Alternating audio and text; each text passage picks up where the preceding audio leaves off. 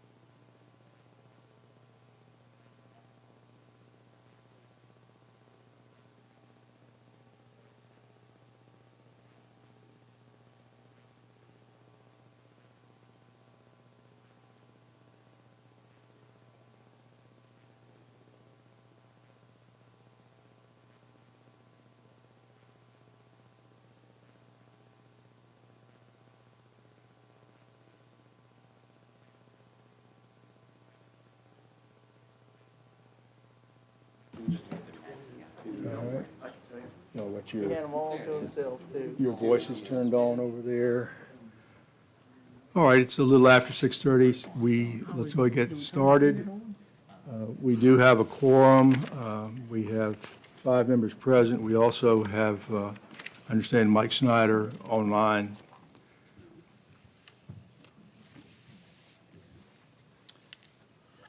All right, we need to take a quick look at the agenda, see if we need to make any alterations or any changes to that.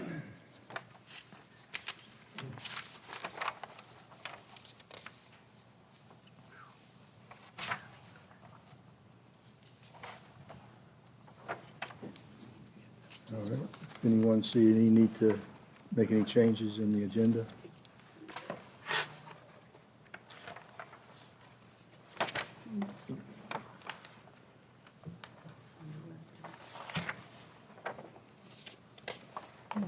Okay, if not, can I hear a motion to approve the agenda? So, second. Motion's been made and seconded. All in favor, say aye. Aye. Aye. Okay, any opposed? And Mike has voted aye also. Review of the minutes from the March 6th meeting. Nice long set of minutes.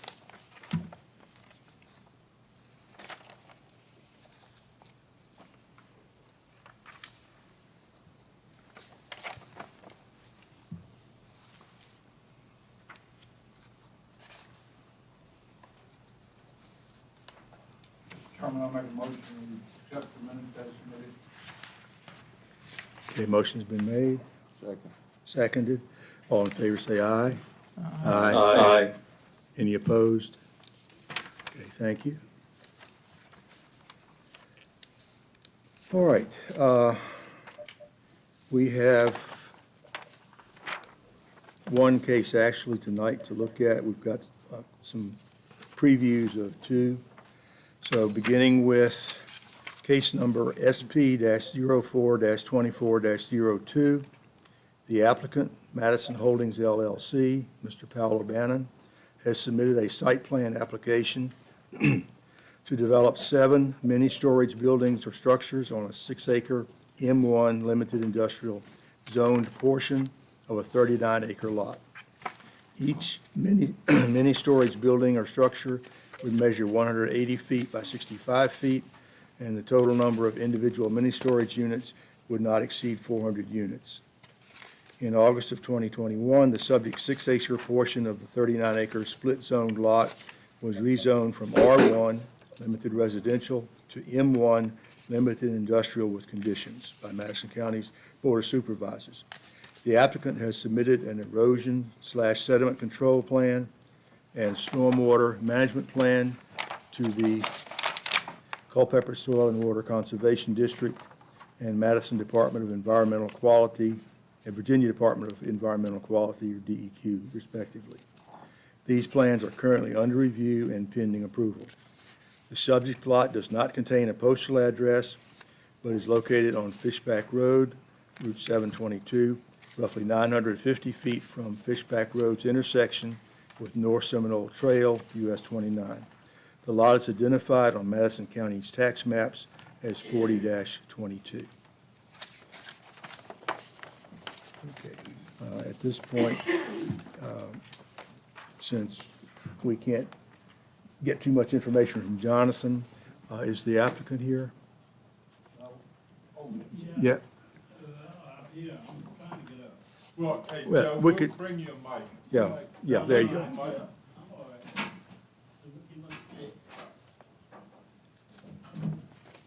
I'm coming. I'm just slow.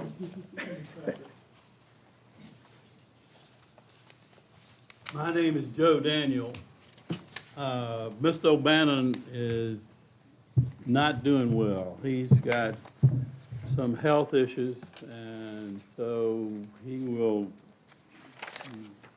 not be here probably ever again, unfortunately.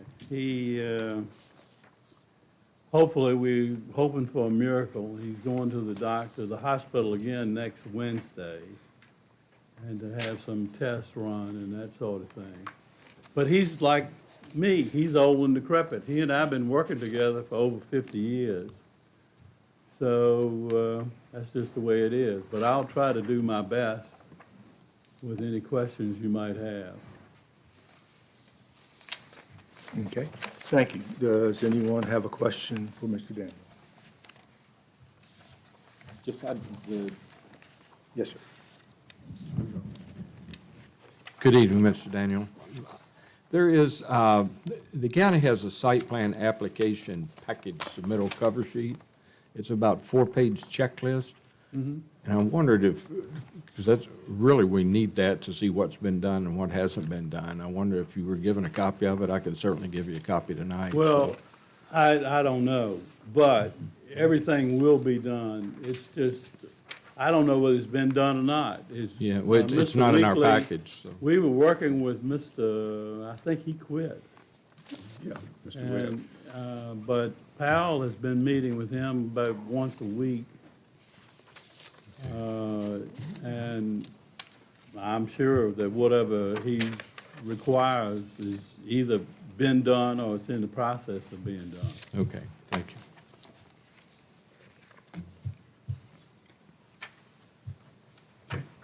Any other questions for Mr. Daniel?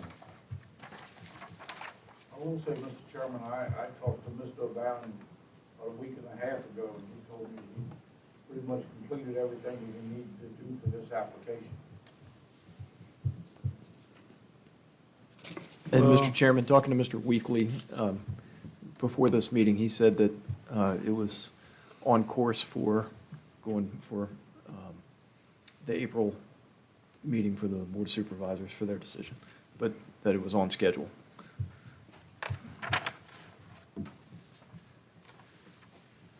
Okay, any other question or any other comments?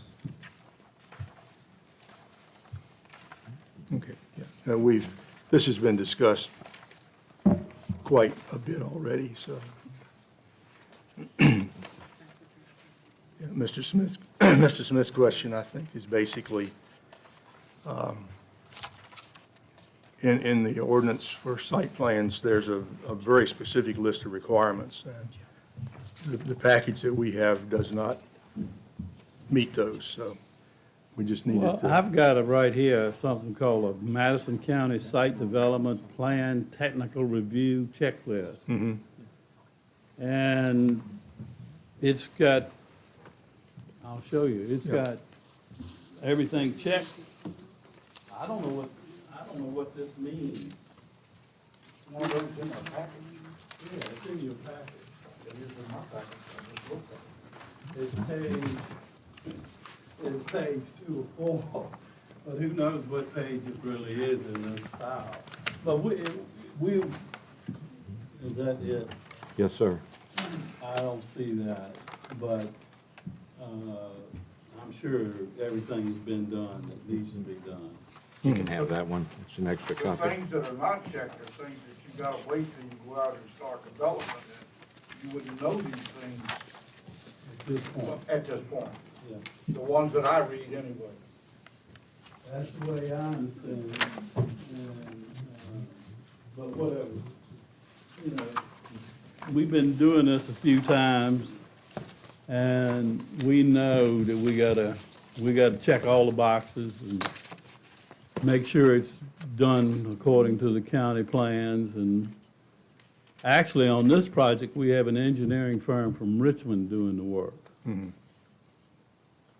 I guess the main thing we need to be sure of is that, since this is our second workshop on this, the joint meeting where it'll be presented, we need to have everything laid out in order and everything right in front of us. It will be. Yes, If it isn't already. yeah. Because he's been talking to Mr. Weekly since, I've forgotten what the other fellow's name. Since Legan, yeah. Mr. Webb, right. One of the boxes there that didn't check is sewer and water, and they have sewer and water right there, they can connect these, so that's not an issue. Yeah, I mean, in earlier discussions, the Yeah. sewer taps were mentioned, yeah.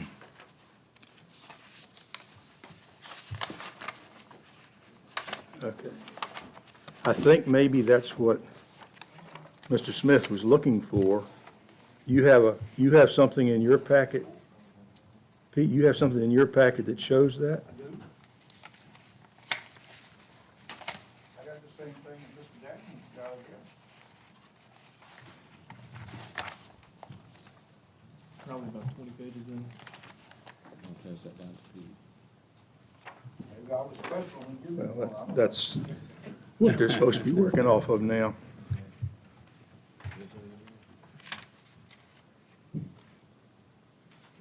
The one I got, Jim, is, the one I got is already checked and blocked on.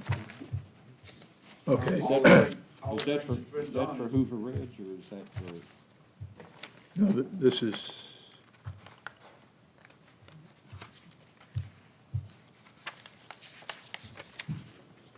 yeah, it's kind of hard to tell. It's right at the front of the Hoover Ridge site plan. And it doesn't, Is that thing on the screen what y'all are talking about? no, no. Jim, this would have to be for that, because there ain't sewer and water at Hoover Ridge, No. so it'd have to be for that. Jim, I think you're right. I think it is. It says Hoover Ridge on it. This one, the packet's for Hoover Ridge. The packets for Hoover Ridge. Yeah, that's what I thought.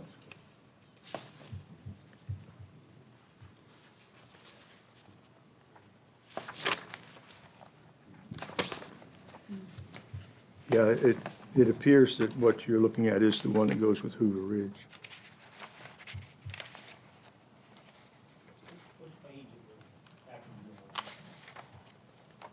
Uh,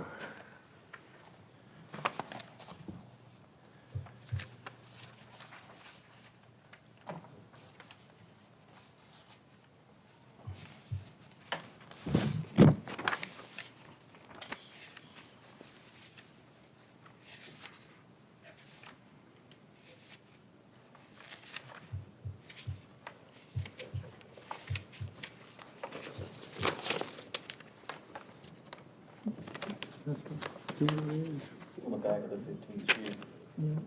For Hoover Ridge, Yeah. Yeah, about 15, it looks like.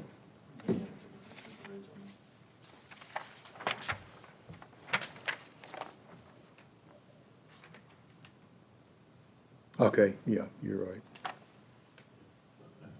So that is the checklist for the Hoover Ridge, yeah, that's what it looked like.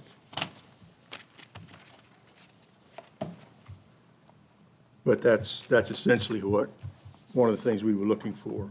It's gotten kind of lost in the shuffle, I think. Well, I'm sure that the work has been done. Yeah, yeah. We wouldn't be here unless we had all the work done. Yep, we are trying to, well, especially before we go to the joint meeting, to have everything lined up. And Mr. Weekly, I guess, will probably be looking for that to try and get that finished up. Okay. That kind of explains why some of us were on one page and some of us were on the other page. Any other comment or question, or any question for Mr. Daniel? Okay, thank you, sir. And I Thank guess you. we will I see you appreciate it. at the joint meeting in April then. All right, well, I hope Powell. Somewhat. I hope Powell has a miracle in his back, Okay, we'll hope so too. because I don't want to fall down getting up. Let's put it that way. Thank you, sir. Appreciate it. Y'all have a good spring. The wind will flip on. Everything will be dried up, ready to plant. Hope you planted your garden. All right, thank you. Thank you, sir.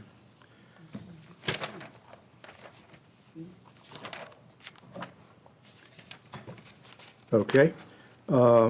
These are two cases that will be scheduled for the May joint meeting. So this is basically a first read-through on those. Case number S-03-24-20. Ryan Kelly has applied for a by right subdivision of a 21-acre A1 agriculture zoned lot. The subdivision would create 3 new 3-acre lots and a residue of 12 acres. The subject lot does not contain a postal address, but is located at the intersection of Leathers Road and Etland Road and is identified on Madison County's tax map as 14-9A. All right, and again, let's see if we can find that.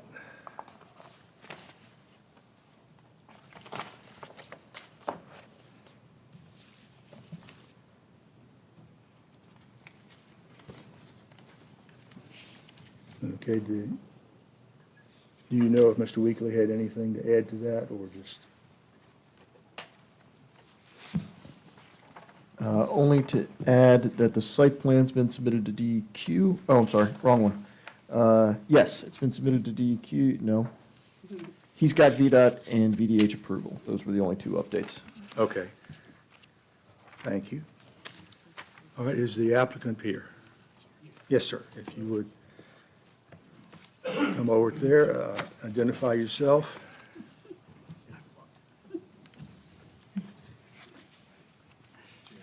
Yes, sir. Oh, you're right.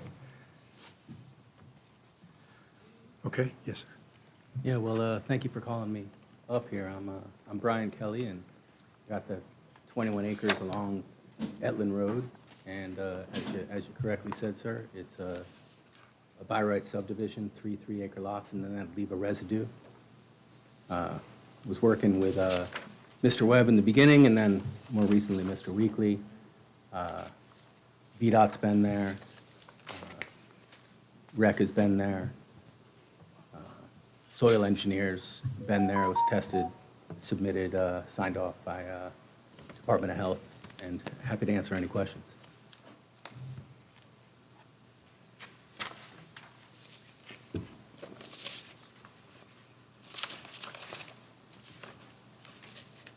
Okay, anyone have any questions for Mr. Kelly? I'm trying to get a feel for where this actually is located. We don't have very much. Oh, the whole acreage you're talking about, sir? Yeah, I'm just, Almost across the street from Ducard Winery, if you're trying to. okay, place it. okay, yes. And Mr. Okay. Kelly, was that you up there with the chainsaw a little while ago? That was me up there with the chainsaw. Okay, so this is on that, okay,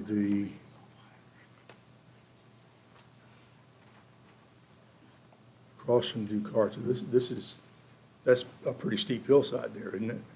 Yeah, parts of it. Parts of it aren't up, all the way towards Leathers in the back gets quite steep. Mm-hmm. Okay, but you've already got the Department of Health approved? Okay, looks like it, yeah. Yes, I do, sir. But it looks like he's already got it. 'Cause he has the existing drainage. And VDH, Proposed drainage. Mr. Chairman, I got one question. yes, sir, thank So, you. Mr. Kelly, the way these lots will be laid out, you planning on ingress and egress off of Edlin Road or up on Leathers, or a combo of the two? It's a combo. There will be 2 entrance points off of Etland, and then 1 entrance point off of Leathers. Yeah. And then I brought Dylan from VDOT there. He's been. So the line of sight, the ones that are coming off of Edlin, I mean, you know, the road right there, like when you're coming out of Leathers Road, I mean, that's a tricky one. But, I mean, it's been there for a long time, and there's no reason why they shouldn't approve it again, but, so, just, you put those, I'd like to see those entrances put in the best location for line of sight. And did you discuss that with VDOT, like, you know, as opposed to here versus here type thing, or? Yeah, I mean, They think- I showed him the lots. Yeah. I'm not a roads engineer, right, but I showed him the lots. Yeah. Showed him the area, showed him where there was the least level of elevation between what could be a building site and the road itself for easy egress. So defined that as approximate area, and then kind of deferred to him. He did measurements up and down Okay. and signed off. Very good. Hey, Steve, I have a question. Yes, Mike, So the residue lot does not show an interest at all. And where I don't see one on my plan here. I don't know where that can't be coming off Leather Road because Leather Road doesn't order that. So the residue lot would have to be coming off Etland Road. Is there a proposed entrance for the residue? Not at this time. There certainly will be, but not at this time. I just had to sort of digest piece by piece and work through. I've got a couple approximate areas that I think would work best for it, but I didn't engage VDOT about the residue. And the lot B, I was really curious to trying to figure out why that little triangle, little point comes back in Etna Road. Was that an attempt to try to make that to where it possibly has some kind of road frontage at Etna Road? I mean, there's not an entrance there, the entrance back off of Leather's Lane. Because what I was trying to figure out was, where's the front of that lot? Is the front of that lot over on Leather's Road, or the front of that lot? Because when you start reading the setback regulations, the frontage of the lot has to do with obviously where the house sits, and it's a different width from the road is what it is from Leather's Road. If you can follow what I'm trying to say. Yes, sir. That had been discussed with Mr. Webb, and the front of the house would be pointing towards Leathers. And really, why that triangle exists is if someone's taking a stroll down to Etland or walking to Ducard, they don't have to go all the way back down to the corner of Leathers and Etland to get there.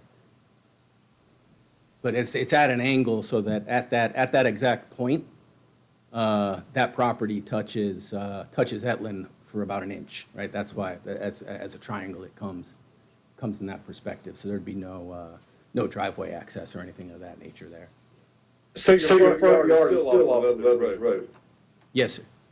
So that would make you have like a different, or am I not reading the setback line correctly? Because it's a 50-foot, you got a 50-foot rear and a 100-foot front. And the way I see it drawn, I mean, I'm not real sure how I'm looking at the way that that's drawn. Where the entrance is. So the entrance would be coming off of Leathers. That's where the driveway entrance would be before the property line splits off of Leathers. So we just have to make sure that is made into a front yard setback of 100 feet and not a 50-foot. Okay, that makes sense. I understand what you're saying. I'm also going to go back to my notes, make sure I'm not misquoting Mr. Webb about the direction of the front of the house, but that's what it is to the best of my recollection. But I'll check on that, but I understand what you're saying. That sounds fine with me. Well, while we're looking at the drawing here, we've encountered this problem before. This is not something that we can really read very well. It's just way too small a scale on here. I mean, it's not like a site plan, and that was one of the problems with our previous site plan, that it's not a large enough scale for us to actually work with. I assume he has presented the large-scale plans to Mr. Weekly, but we haven't seen them. And this one, it would be a whole lot easier, especially since this is our first run-through on this. So you've got another workshop. The next time, if this is on a large enough scale, and some of these questions may be clearly, this is where the entrance is, and this is where this entrance is. These are some of the things that we need to see. Okay, sure. Fully understood, sir. Yeah, Pete, did you have a? What's the distance between the driveways? Hundreds of feet. I don't have it. As in hundreds of feet, 300, 600, 500, roughly guess?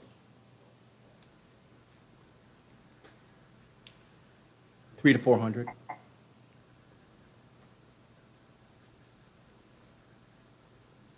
Hey Pete, when I was looking at that as well, what I was kind of coming up with, because I was looking, when you start looking at I believe it was L11,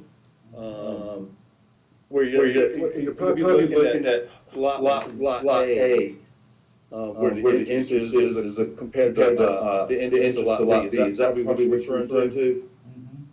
Yes. Yeah, I started adding up the differences. I started adding up lot 11, I'm sorry, L11, L12. L13 is missing. It gives us distance for L13, but L13 is not listed here on the diagram. And it skips right over from L12 to L14. And I was trying to come up with that same map. It does show an IPF of 105 feet, marking where that driveway, that entrance is for lot D. But it doesn't give a distance. I'm assuming that between those two points is gonna be L13, but it's not listed as L13. And we're starting to add the math of what L11, 12, and possibly 13 is. And I got like L11 is 158 feet, and L12 is 320, so you got 478 feet. So we're getting pretty close, if that entrance is all the way over there on that very front of L11, which it looks like in the middle. He's getting, we talked about that 600 feet anyway. I mean, I don't know if we were probably gonna kind of try to work with that in the future anyway, or we. This is not a, I think this this is not a primary road. Right. This is a secondary road, so. Yeah, you can put your driveways right next to each other on these roads. Not that we want to, but. I want Steve, with the Yes, smallness of the drawing, it's really hard to tell everything that's happening. yes. I mean, I can read them pretty good, but it's hard to tell what's happening. You can't really tell exactly where entrances are or where, I mean, you can follow the building lot line, but if it was spread out a little bit to where you could see it, it would make a whole lot more sense than what this does. Yeah, basically you need to get your surveyor to do a larger scale presentation with maybe some of the missing details that we can't find here.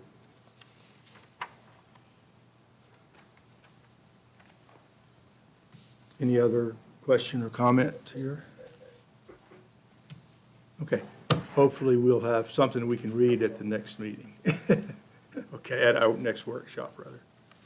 Thank you, sir. Thank you. Appreciate it. Any public comment on this one, since I forgot on the other one?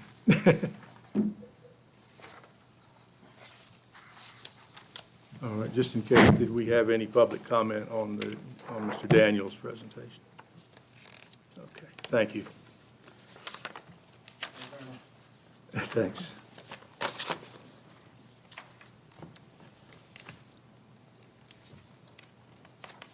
Okay.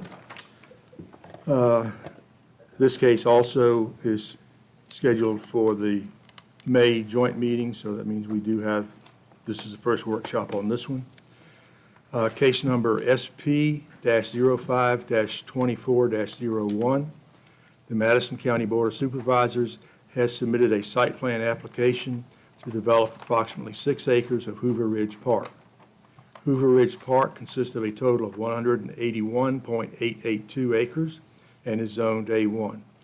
The proposed development provides for a new splash pad, accessible playground, and various sport courts.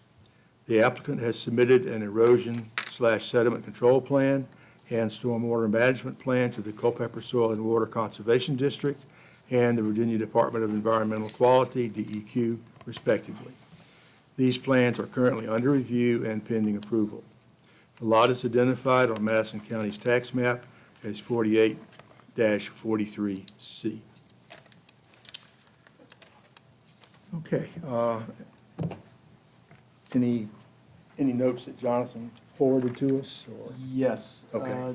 The site plan has been submitted to DEQ, Mm-hmm. and then assuming, and that there's no setback issues because it's 6 acres with 180 plus parcel. Mhm. But that's all. Okay. And we currently have a completed site development plan technical review checklist. And we also have reduced scale site plan itself.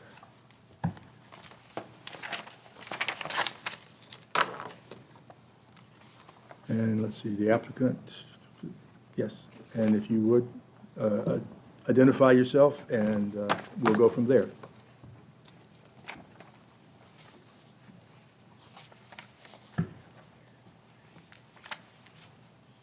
Well, my name's Jerry Crawford. I'm the Madison County Parks and Recreation Director, and this is Lindsay Long Herbert. She's the Recreation Coordinator. This has been a project that's been near and dear to our heart. We started, 3 years ago when we first planned this. And it's always was in the original plans, if anybody remembers, like 20 years ago when Hoover Ridge Park to develop something like this, and this is kind of an offshoot of that. We'll go ahead and put the rest, that's really all I have there. Yeah, so the original plans included having a tennis court, basketball courts, dog park, skate park, some of the other things kind of went through the planning in the park years ago. In order to get all of this stuff done, we kind of decided to go and put everything together. So all of these things that we wanted to put in, a playground, the basketball, tennis courts, even moving our roller hockey rink to Hoover Ridge. Those all kind of became part of this big plan, and getting it all done together would probably make it more feasible for us to do it, to finish the park. Just tonight, we just got notification that our hockey rink was a casualty in this fire, so it's kind of one of those things that now it means a whole lot more to us to get this back up for our programming. We have over 150 participants in that league. It's doubled in size in the last 2 or 3 years alone. We have adult and youth hockey taking place there. So this is just kind of one of those things that just hit us this evening, and it's devastating. But some of the key features of this playground, of this area, this outdoor recreation center, would include accessible and inclusive playground, which we currently do not have in Madison. There are no accessible playgrounds here. There's some accessible features. There are school playgrounds, but they are not accessible. Putting in a splash pad, which is safer than putting in a pool. I know everybody wants a pool, but this is a much cheaper way of doing that and getting people some excitement in the summertime. Relocating a roller hockey rink, putting in tennis and pickleball courts, so they're multi-use. Putting in a basketball court that is also lined for pickleball. Putting in accessible walking paths that are under the lights, since we will have them in the area, so that people can walk in the evenings, especially in the wintertime, because we don't have safe places for people to walk. Adding in restroom facilities with family restrooms, and they're all accessible. Putting in a concession stand, at small scale to satisfy our needs there. Putting in a wet pond for the runoff, and doing shade structures, and then future dog park and gaga pit. It also includes a pavilion that we would put in at this area that's open to the public. Some of the big things about this is that it's going to be free to the public to attend. You don't have to pay fees to attend. It'll be open for people to provide accessible and equitable recreation for all ages and abilities.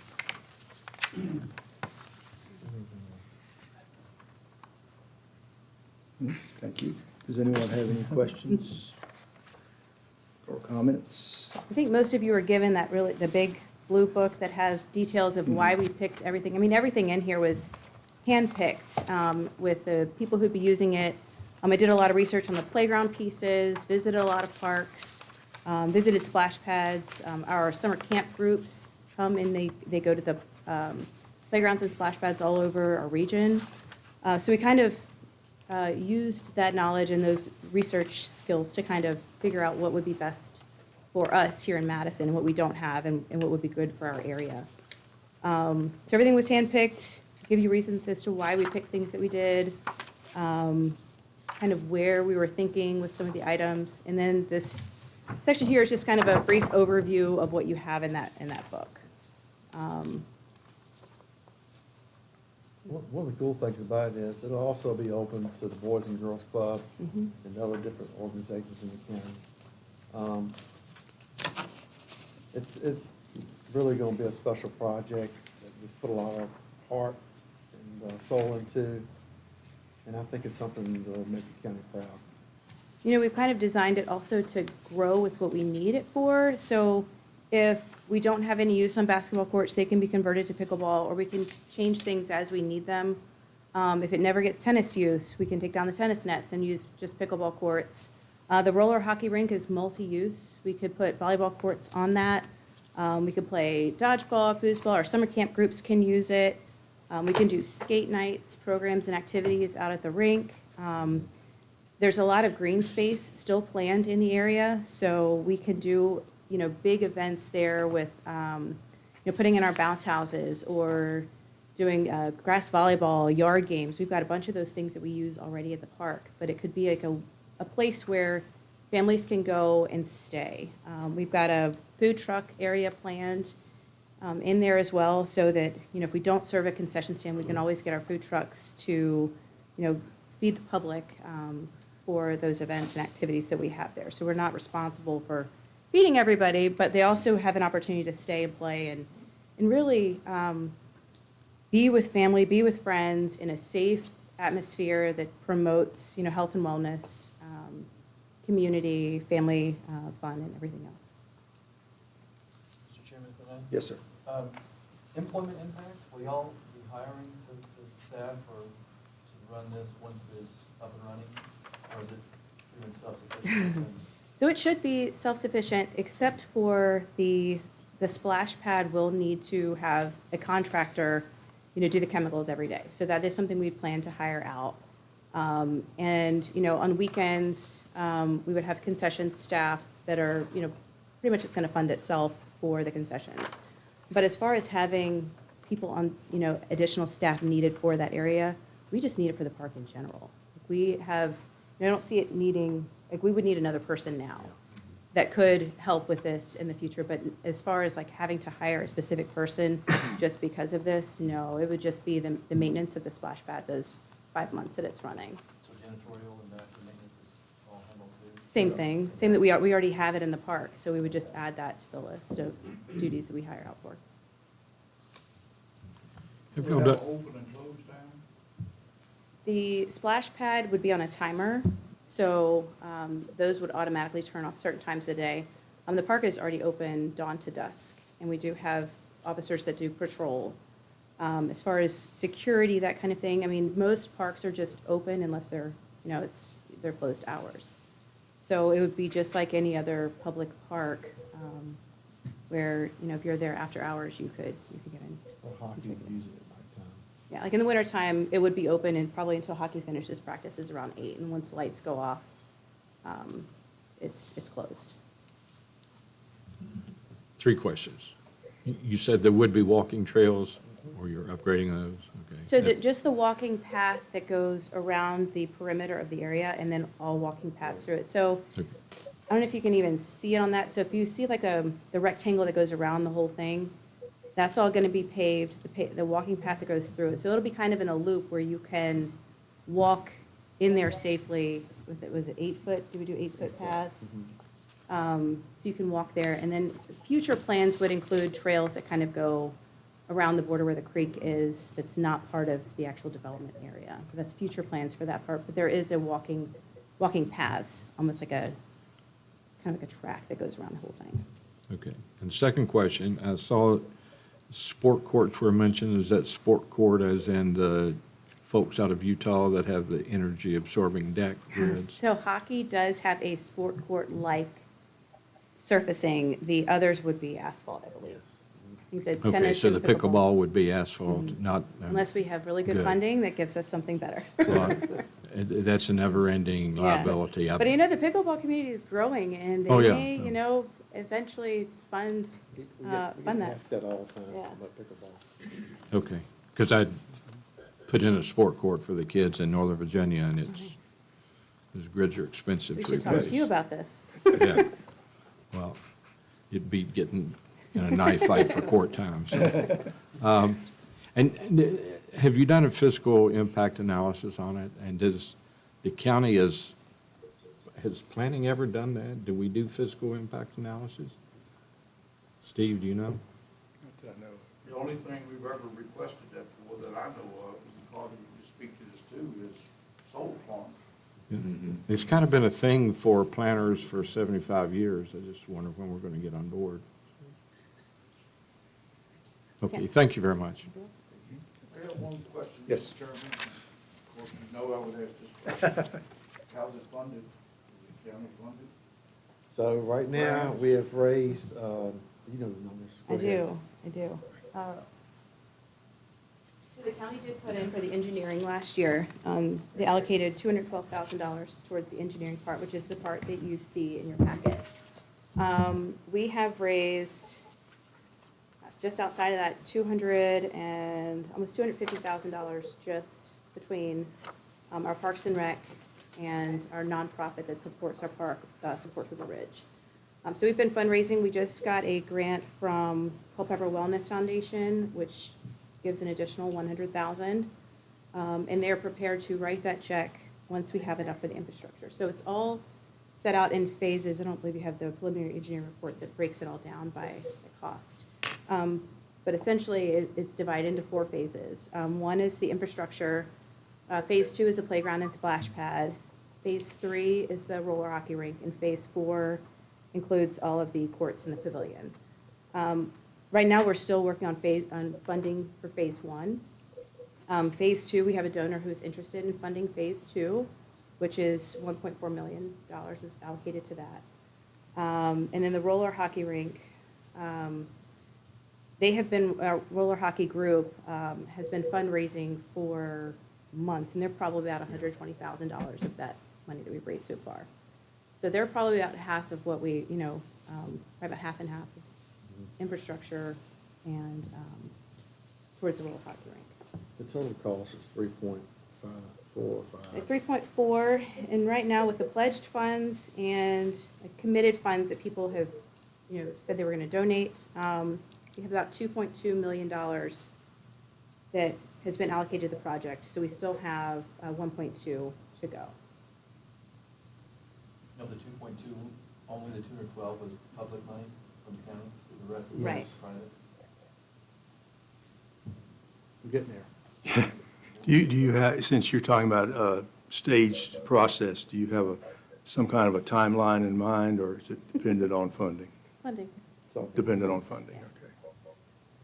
So, Mr. Would y'all do one section and then do another section, do another section? Would you try to do it all at the same time? It would be much cheaper to do it all at once, but if we had enough for the infrastructure, we would do the infrastructure and the playground splash pad at the same time. So we would wait until we had those funds so that we could actually give something to the public instead of just bathrooms and walkways. Because all the grading would have to be done at the same time anyway. Yeah. So, Mr. Chair, at this point, the Board of Supervisors has put $700,000 into the capital improvement program's budget for this year. Of course, we haven't had a public hearing yet on the budget, so, and then, subsequent to a public hearing, we would, of course, approve the budget and then appropriate. So, but there is currently $700,000. Is that, you have not deducted that from your numbers yet? Okay, so, yeah, just wait till it gets, till the public hearing, yeah. And that's for infrastructure, because Right. it's not sexy enough for somebody to wanna, donate money to push dirt around. That's Yeah. just not, right? And it is very Pete? difficult to find grants for playgrounds that are in projects of this nature, just because it's, like you said, some of that stuff's just not sexy. Nobody wants to spend money on infrastructure. You can't put your name on it. Nobody wants to give money for a sewer line. Playground grants are very specific, and I haven't found one yet that is close enough to be able to match what we're trying to build here. At this point, this is primarily just looking at the site plan anyway, though, so, yeah, we're not, this is a project that's been, it looks like it's pretty well thought out. As Mr. Smith was pointing out a little earlier, we kind of wish that everybody's site plan was this carefully done. Yeah, hands down, that's the best I've seen. Yeah, and speaking of that, obviously, this is still a really small scale, but if I'm correct, this is available, this engineering drawings are available online where you can look at them and get them We big enough to just see. got Yeah. them 2 days ago. Yeah, in our packet, Yeah. we have that available online. So we can see what these have on them if we need to. Blow it up for you. Yeah. Yeah, I can read. Okay, any other question, comment? Thank you very much. Very nicely done. Thank you.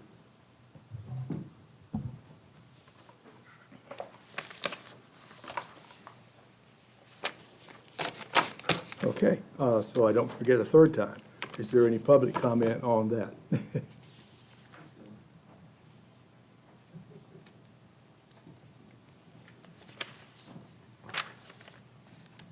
Okay.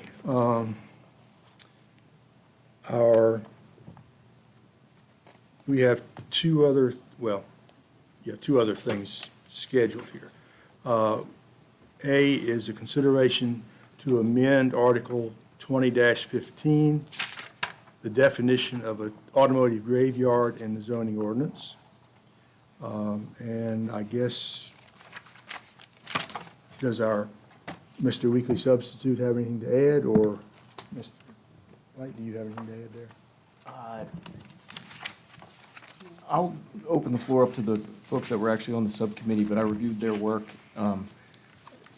Appreciate their efforts on it, and I think we're ready for the discussion on it. I don't really have a dog in the fight one way or the other on this, but just have some ideas about maybe where we shouldn't go or should go, depending on the language and what direction this august body decides to go. Okay, so we don't have a written copy of it to look at right now, then?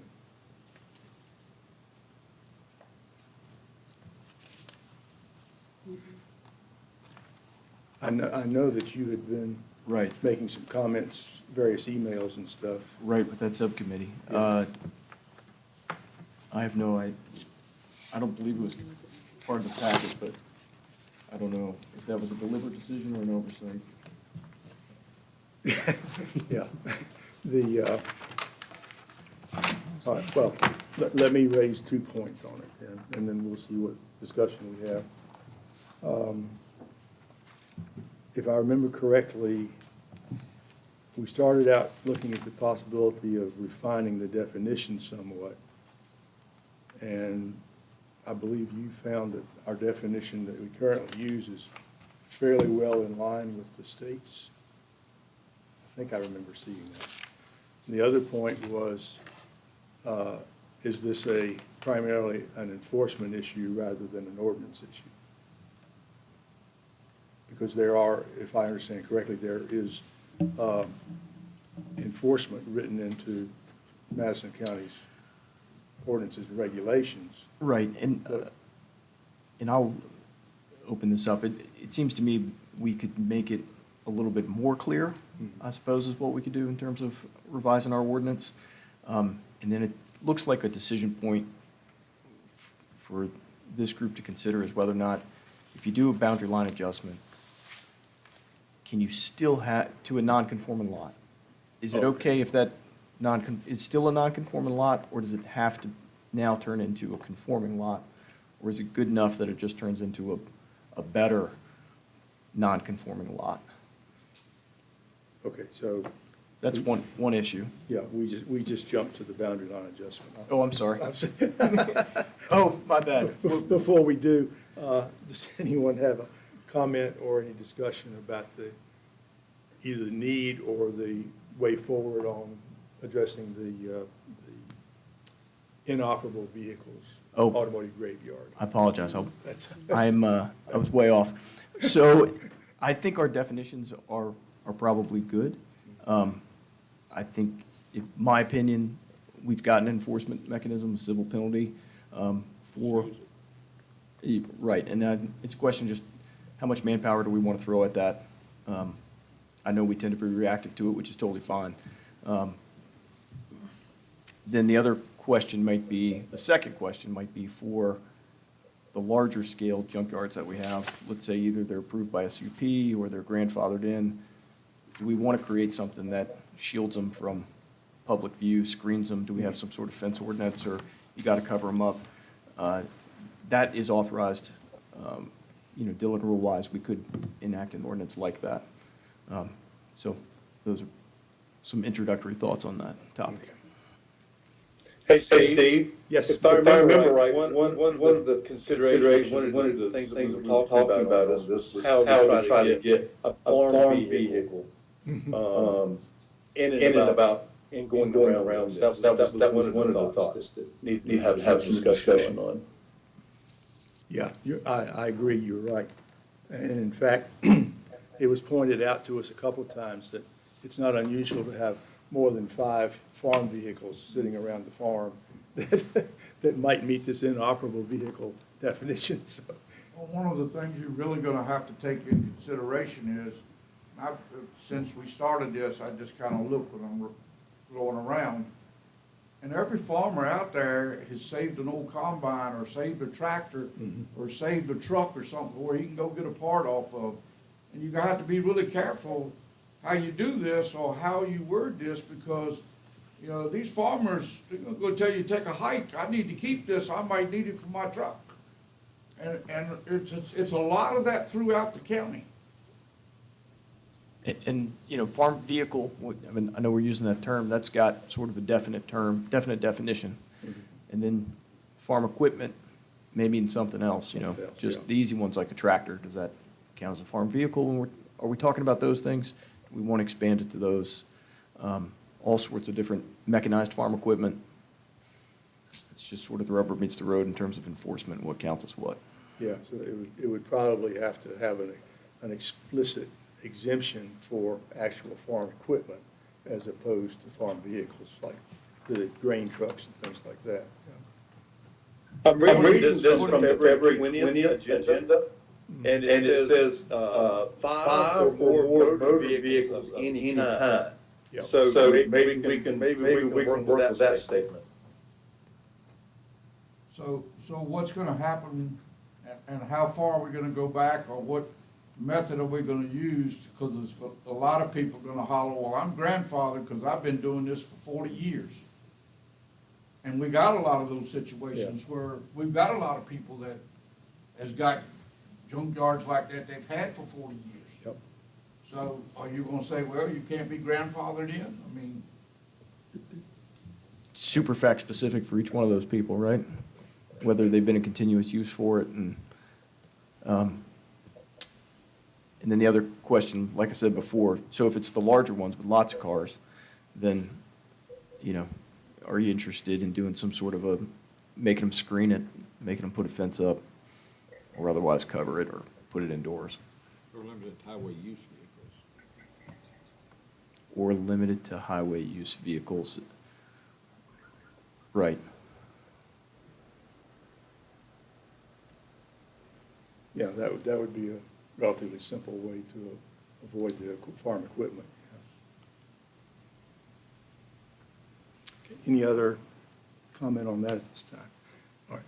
Clearly, I think that's a work in progress. Okay. All right, any other comment or discussion on that? Okay.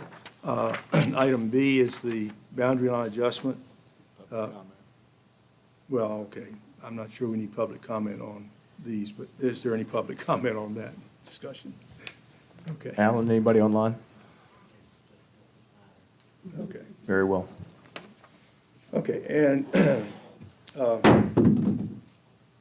Mike Snyder's committee gave us a good framework to start with. Mr. Wright gave us quite a bit of information in terms of some of the legal terminology, the places in the Code of Virginia that we are basing this on. Does everybody have a copy of this? This is just a rough draft. I tried to bring together everything from the committee and the items that Mr. Wright has given us. And again, it just looks like this to me. the simplest thing to do seems to be just to create the definition, which is not there right now. So we can put that in the subdivision ordinance in its definitions. It would fit at 20-4A, which doesn't exist yet. And that would be the relocation of a property line or lines between two or more existing and contiguous lots to allow a change in property size or configuration. And this is based on the Code of Virginia 15.2-2275. A BLA cannot result in the creation of a new lot or a lot which does not conform with this zoning ordinance unless the original lot was already nonconforming, and in such case of modifying a nonconforming lot, such lot cannot be made smaller in area. Okay, now, that was an attempt to try and look at all the possibilities that we might encounter, including the lot already being nonconforming. Any comment on? Yeah, why would we allow a non-conforming lot to come out of this? I mean, isn't the whole goal of zoning to have everything conforming to the zone?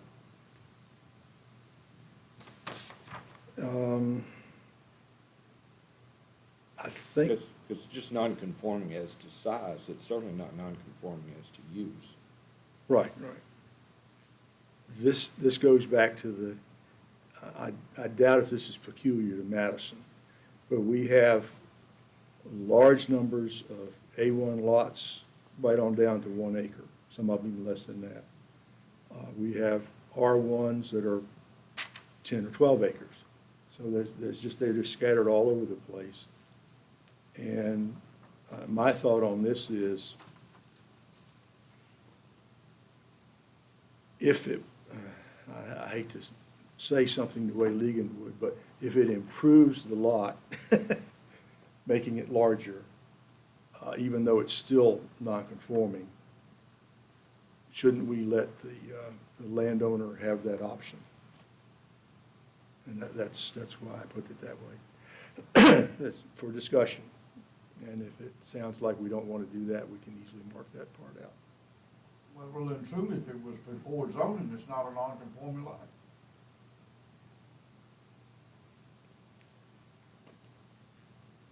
Which brings us to the point, okay, we've got this 1.5 acre A1 lot.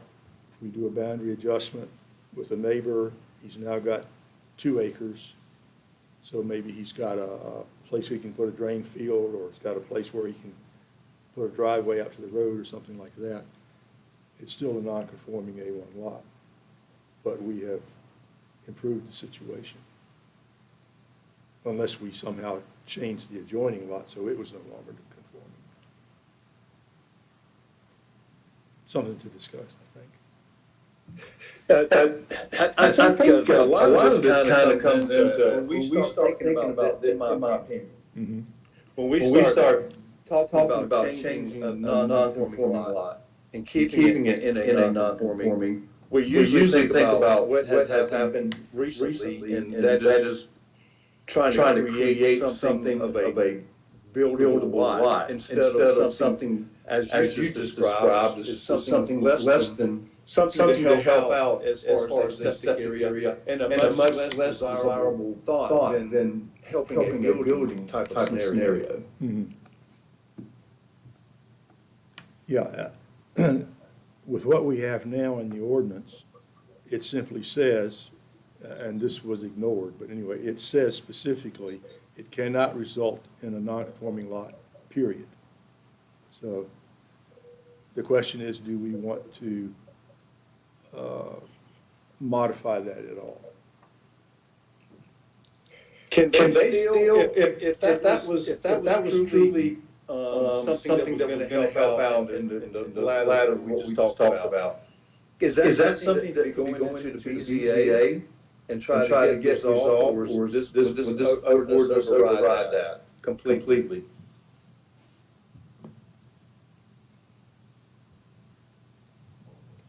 I mean, I think the BZA just deals with variances, right? Correct. And, I mean, I think you could allow yourself some wiggle room in this thing if you wanted to. You could say, if the BLA is gonna still result in a non-conforming lot, then it needs approval by,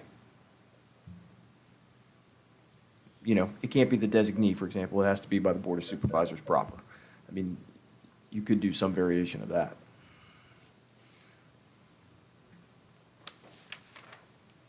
So I guess one of the things we gotta think about to do this is I've been hearing the words awful lot lately, property rights.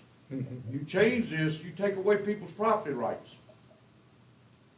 So if we're gonna start saying, well, we wanna let people have property rights and do some of this stuff, this will definitely take away property rights.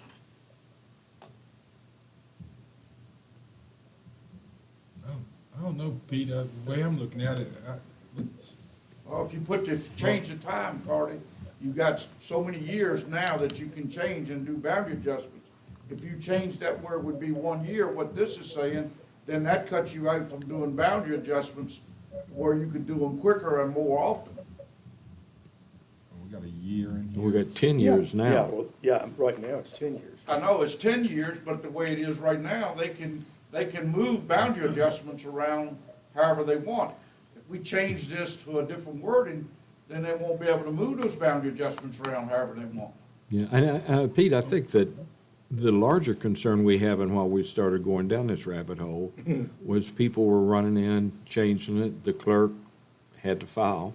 I understand that. And we wanted to ensure that there was an approval as a condition precedent to the clerk being able to do anything.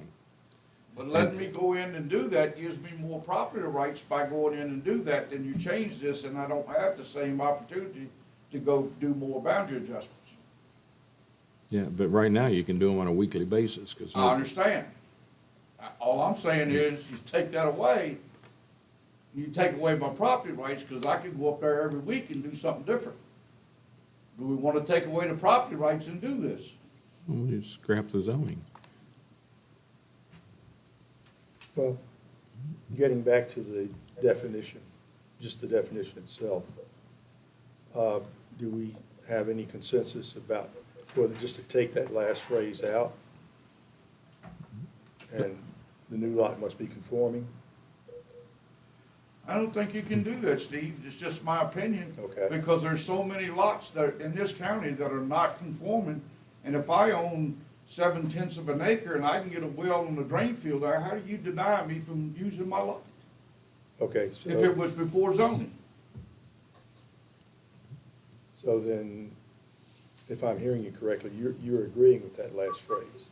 Yes. Unless okay. How about the time? Well, let's leave the time until we get the definition in. Well, it's part Yeah, of. So Pete, we're kind of trying to say too now, what we had looked at a while back, what legal was trying to do that one particular, I hate to say it that way, what was trying to be done. Are you agreeing with that now, Pete? Is that what you're kind of sided to? You talking about moving the whole lot over? Yeah. No, I'm Well, not into that, and that's not what I'm talking about. Yeah. And Well, that was taken, our argument at that particular point in time was not just the fact that he was moving to the other side, but also that he was keeping it from a non-conforming lot to a non-conforming lot. We didn't seem to like that at the time. No, I agree with you on that. We shouldn't create non-conforming lots, but if I have a lot that was done before zoning, you can't take that away from me. But if you change the lot size, then you're creating a new lot technically, and it's non-conforming, so it shouldn't be allowed. boundary line is not considered a new lot. It's that specific. I don't think you are either, because you It's a got a lot plat, of it's not a subdivisions. subdivision. You got a lot of subdivisions in this county that have deed of dedication that says you can remove that are small lots, like an acre here and a 7/10 of an acre here, and you can remove that lot line through the deed of dedication for the purpose of building, and that's all Yeah. over this county. So that's still a non-conforming lot, if you remove that lot line. Yeah. And that's one of the types of boundary adjustments. It's just written into the deed of, Deed of dedication, and dedication, okay. most of these subdivisions, okay. where it was broke up way before zoning. All right, so Just real quickly, Pete, I assume you want to keep that last phrase in there about allowing the non-conforming lot as long as it doesn't make it worse, basically. As long as it was before zoning. Yeah. I'm not for creating non-conforming lots now. Not new ones, okay. James, what do you think? I'm with Pete on that one, as long as Okay. it was original. Yeah. And Jim, assuming we're saying this is not something new, this is, originally was non-conforming, maybe improve it somehow a little bit. Do you agree or disagree about keeping that phrase in there? Well, technically, it is a subdivision though, so we're gonna, because if you look in 4-1, the limitation on subdivisions in C1 and A1, boundary line adjustments are considered subdivisions. Well, in our ordinance, they're not. In That's fact, what that's I'm- what we're gonna look at the next one. Okay. You don't have 4-1 there. Having not much frame of reference, Right. I'll side with majority on this. Okay, so at least for the time being, we'll leave that in. All right, moving on to Jim's question. The next step would be, now that we've got a definition, to simply replace, the only place where this is mentioned in our ordinances is in 2-38, under subdivision. The division, et cetera, there's a bunch of words in there. The following shall not be defined as a subdivision. One, a boundary line adjustment. And this is the biggest part where I was trying to bring a lot of Mr. Wright's information in here. A boundary line adjustment to allow a change in property size or configuration, again, based on Code of Virginia 15.2-22-75. A BLA cannot result in the creation of a new lot or non-conforming lot unless the original lot, et cetera, was already non-conforming. A BLA can vacate or otherwise remove a boundary line between existing lots so long as it results in a lot conforming with this zoning ordinance. And again, that would still leave Pete's question about two small lots like that. And this is where we start adding some things. A lot resulting from an approved boundary line adjustment may not be approved for another BLA within 1 year from the last approval date. Now, the 1 year is a placeholder. That is, do we want to go with that? Do we want to make it, it's already 10 in our current ordinance. And there was some sentiment that that was probably too long. Okay, where was that? All right. Any BLA shall not involve the relocation, and all of this is straight from the Virginia Code, shall not involve the relocation or alteration of streets, alleys, easements for public passage or other public areas, and no easements or utility right-of-way shall be relocated or altered without the express consent of all persons holding any interest therein. A BLA application must contain a survey by a state licensed surveyor showing current and proposed boundary lines, as well as deed restrictions, easements, rights-of-way, and deed dedications. All applications must be reviewed by the Planning Commission before consideration by the Board of Supervisors or its designee. An approved BLA must be recorded by recorded subdivision plat. That's odd, that's awkward wording, but that's the only way I can see it done.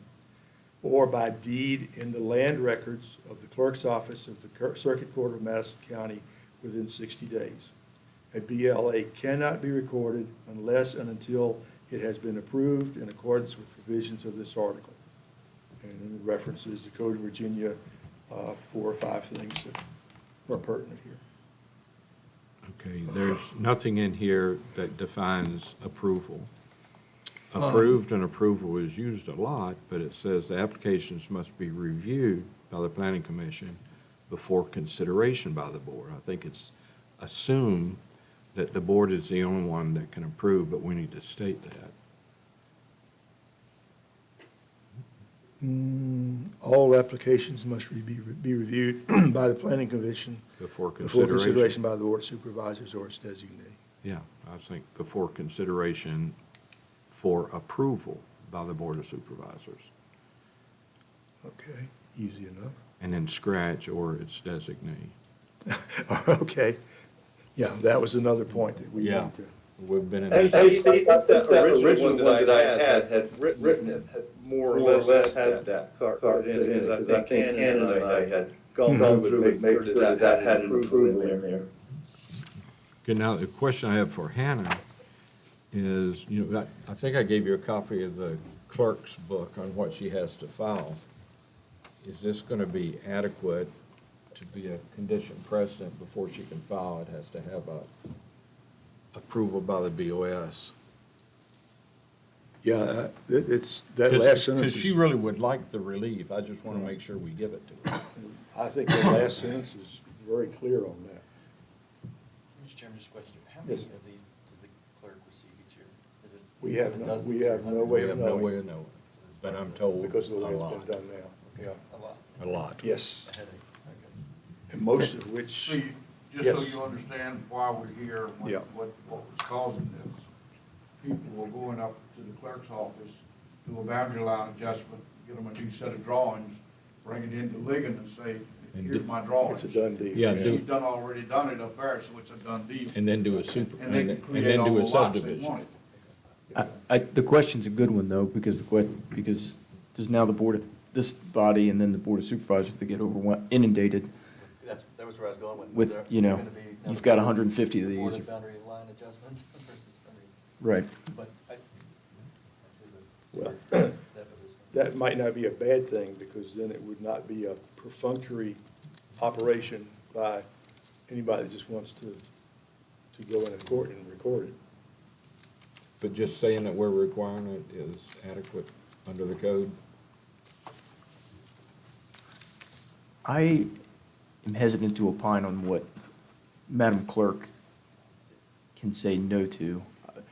I can Yeah, tell you 'cause there's not that, a whole lot of room for her to say no. I mean, if she can tell a landowner, hey, this is required by this ordinance to be approved, I think that's gonna be a 90% solution. There might be a few that say, I don't care what that ordinance Show me, says, yeah. you're gonna record it. And, well, now we've got a different issue, but I would think that this would take care of nearly all of that. That was one of the things we definitely want to have in it somewhere, I think, yeah. Great, we've got 3 other places in our ordinances where boundary line adjustments are mentioned. We better make sure they conform to this. Okay, you got- I got them for you.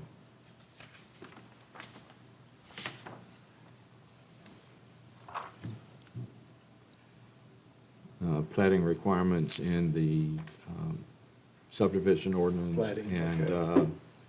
ag and definitions and C1 in the zoning ordinance. So, mhm. Mr. Smith, do you have those sites? Oh, you've got a copy, okay. I think you might give me one. Never mind. You're a good man. We've got it. Thank you. Try to hold down your billable hours. I wish. Okay, yeah, I had not, this plating requirements, I had not come across that one. That's a good catch. I think that would solve our issues. Mhm. Yeah, I mean, we know that we've got to go in, if we do this, we'll need to go in and make sure everything matches up, yes. Yeah. Thank you. Any other comment on that at this point? And again, this is a work in progress. I think we might be a little closer on this one than we are on the auto graveyards, but Out of graveyards. Yeah. My neighbors call them guest cottages. there you go. You're renting them to the mice. Or the skunks, as the case may be, yeah. Any other comment?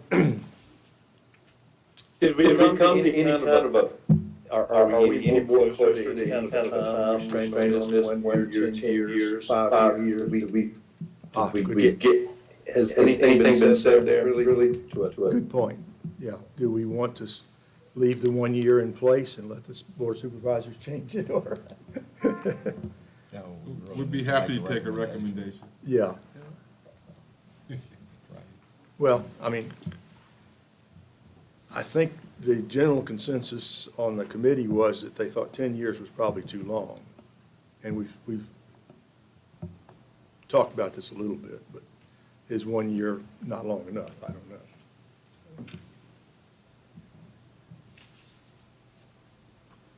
And in terms of the number of cases that we might start seeing if we put this into place, I think maybe that might actually reduce the number of cases of boundary line adjustments that do take place. Yeah, because it shouldn't be punitive. Right. On the Beaton point, that still keeps property rights the 1 year, I think. Yeah, to give them a year, and then they can come in for re-subdivision. Well, it's not a subdivision. Right. No, I said they But- could then come in for one. They can do something Oh, else else. with it. It won't count as a subdivision. Yeah. Right. Yeah. Well, I mean, our existing ordinance says it doesn't, but then it turns around and says you can't do anything again for 10 years anyway. Yeah. So it might as well have been a subdivision. That's right. Okay, any other, Mike, do you have any other things that I missed or left out? I have one thing for Cardi, if he wants to answer this. We could hear something about, being approved by the board of supervisors and their designee. Do you think the board wants a designee? Do you think that y'all leave that in there in case you do have a designee, or what do you think the board wants to do with that? Yeah, just to leave in, or it's designee, yeah, I think we'll leave it in for now, yeah. We can And see y'all how it decide goes. who that's gonna I be. think, who talked to Lita about, she clearly would like, or would like to be able to say, hey, you know, this needs to go through. County ordinance Yeah, requires. She's fine with, Yeah. she's fine with that. Tickled to But then death we- with that. huh? She tickled to death with that. Yeah, Yeah, so, that's- but, yeah, and I think, you know, if we see how it goes and then, you know, depending on who we get in the zoning administrator position down there, you know, we could certainly say, hey, that zoning administrator can certainly handle this. We just leave it in there for now. Okay. And let's see, I'm gonna add the for approval by the board of supervisors. I probably just left that out or something, because I think Mike's right, I think that was in his original. Okay, any other, I will rewrite some of this, and next chance we get, at next month's workshop, I guess we'll look at it again. Okay? All right, any other items from the planning commission or the public? If not, can I have a Move to motion? adjourn. Motion made and seconded. All in favor, say aye. Aye. Any Aye. opposed? Okay. All in favor. Thank you very much. This conference is no longer being recorded.